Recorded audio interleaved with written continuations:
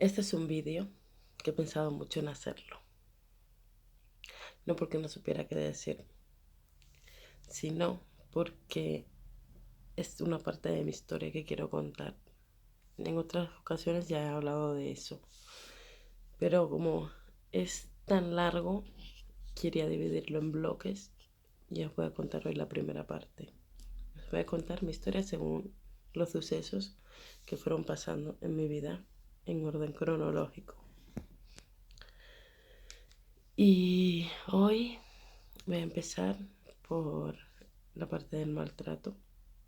Yo no vengo a dar consejos, no vengo a explicarte nada, no vengo a enseñar nada. Hoy solo quiero contar una parte de mi historia, contarla desde el lugar en el que estoy ahora y no desde la herida abierta. Primero voy a hablar, como he dicho, del maltrato. Después en otro vídeo hablaré de mi enfermedad.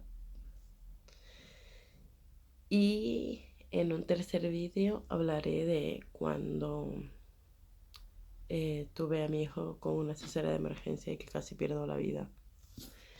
Y estaré subiendo a lo largo de la semana estas partes de mi historia. Una cosita. Yo soy una persona muy risueña, siempre me estoy riendo y aunque hable de temas serios, puede pasar que en un mismo video pase de reírme hablando de cosas serias o a llorar. Eso no es que esté loca. También está bien ser así. Porque yo me muestro tal y como soy. Y de eso se trata, ¿no? Aquí no venimos a fingir un papel. Ni venimos a, ¿cómo se dice? A fingir ser otra persona. Sí, bueno, fingir un papel. Está bien. No, aquí yo vengo a ser natural, vengo a ser real, a ser yo misma y a mostrarme como soy. Y así de esa misma manera quiero que me conozcan. Entonces, vamos a empezar por el principio. Cuando yo pienso en esta etapa de mi vida, yo no pienso en un día así específico ni cualquiera. O sea, no pienso en nada en concreto, sino pienso en el proceso, en cómo pasó todo, en cómo empezó todo de forma evidente. Bueno, no todo empezó de una manera en la que yo pudiera darme cuenta. Supongo que le pasa a todas las mujeres que viven estos casos. Em, yo no, en su momento no podía identificar el maltrato como tal porque no tenía la información correcta y tampoco en ese momento lo veía de esta manera, ¿no? Entonces, esto empezó despacio, empezó con comentarios, con silencios, con pequeñas situaciones que me hacían dudar de mí misma. Perdona si me veis así un poco visca, es que en vez de mirar a la cámara veo mi reflejo. Bueno, al principio yo pensaba que yo era el problema, porque te lo hacen creer, ¿no? Te meten en unas situaciones y te dicen que todo lo que pasa es por tu culpa, que se comportan de esa manera porque tú lo provocas y así, con un montón de cosas. Si tú eres mujer y has pasado por estas situaciones, lo entenderás. Entonces, al principio yo pensaba que era exagerada, que tenía que esforzarme más, que tenía que hacerlo mucho mejor de lo que ya lo hacía, que tenía que esforzarme, que no tenía que provocar, intentaba no mantener situaciones tensas por el miedo a lo que pudiera surgir o explosionar de ahí, ¿vale? Em, Dejé de escucharme, dejé de vivir según mis gustos, mis preferencias o las cosas que yo quería, porque te anulan como persona. Y empieza así, poquito a poco, de una manera tan simple, tan sencilla, que no te das cuenta hasta que estás metida dentro. ¿Vale?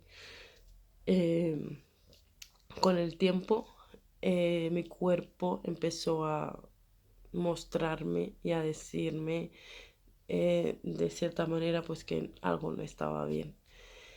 Y me empezó a mostrar como yo vivía en alerta constante, ¿no? Entonces, eh, eh, dada la situación de estrés en la que vivía, pues no podía evitar a que mi cuerpo se encontrara de esta manera, ¿no? De alerta constante. No, tampoco quiero entrar en detalles específicos. Yo quiero contar desde todo lo que yo aprendí y de cómo lo veo ahora, en este momento. Yo no descansaba, siempre estaba anticipando a lo que podía pasar. En mi cerebro no desconectaba nada. Siempre estaba midiendo las palabras, la forma en la que me expresaba, en la que decía y el que decía, porque todo esto podía desembocar en una tragedia, por así decirlo, en pues discusiones fuertes, gritos, golpes, en todo eso. Bien, entonces siempre pensaba cómo utilizar cada palabra para que todo estuviera bien, ¿no? Cuando digo bien, no hablo de bien de verdad, sino pues para no provocar estas situaciones. Hablo de evitar conflictos, de evitar tensiones, de evitar las consecuencias que todo esto podía acarrear. Y eso, amiga, desgasta mucho. Desgasta mucho, sí. Cuando estás dentro, no lo ves. Mm, Solo sigues adelante, no lo normalizas y eso es lo peor que podemos hacer, normalizar situaciones que no son normales. Pero bueno, sobrevives.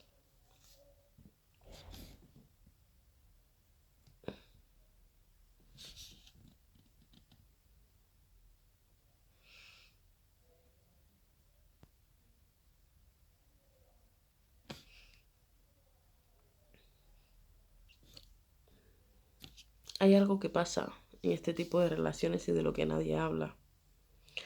Y es que no es que te rompan de golpe, es que te vas apagando poco a poco. Entonces, no es, o sea, si te vas apagando poco a poco y luego empiezas a dudar de ti, empiezas a dudar de tus decisiones, no confías en ti. Es como que ya dudas porque te lo fueron metiendo dentro, te lo fueron haciendo creer, te lo repetían tanto que tú misma te lo terminaste creyendo. Empiezas a dudar de tu intuición, de tus decisiones, te haces pequeña, ya sientes que tu opinión no vale, ¿vale?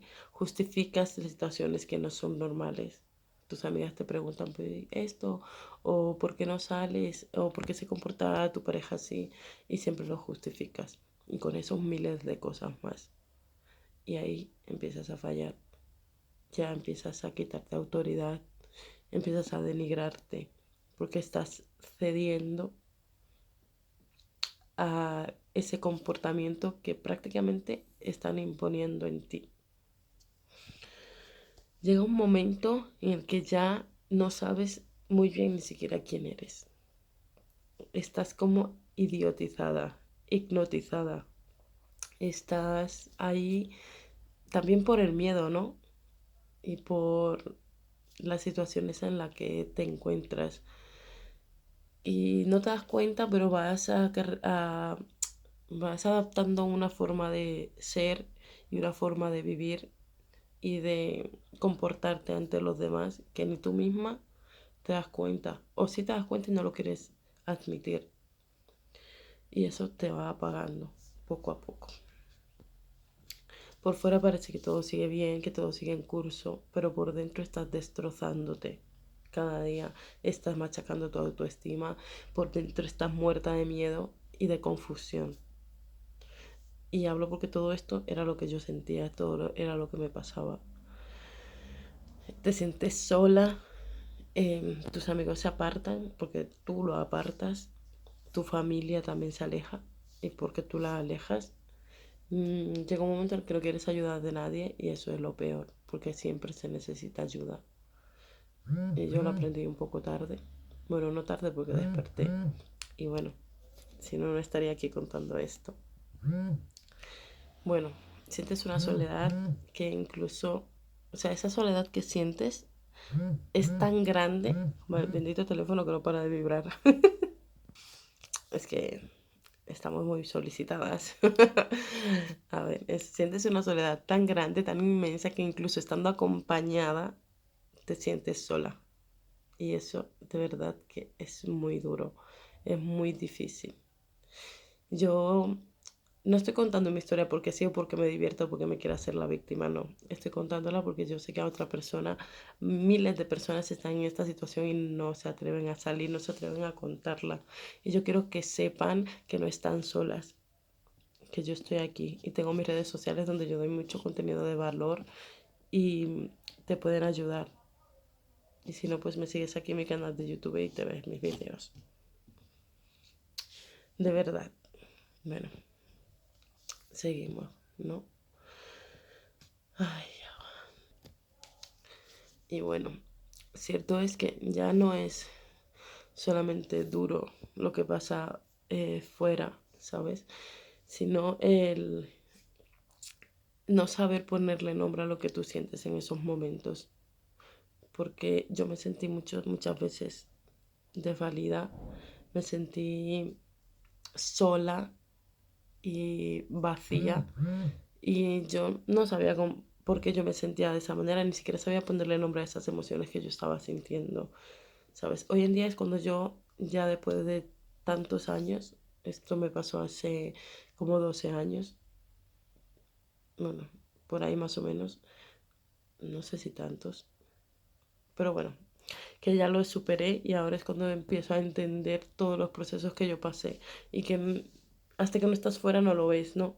Mientras estás dentro lo pasas mal, te vuelves mierda, literal, y hasta que no sales no empiezas a verlo. Y reconquistar toda tu estima es algo que tienes que tener muy claro y trabajarlo mucho porque si no, ahí te has quedado, ¿sabes? Tienes que querer recuperarte. Y eso debería de ser lo principal.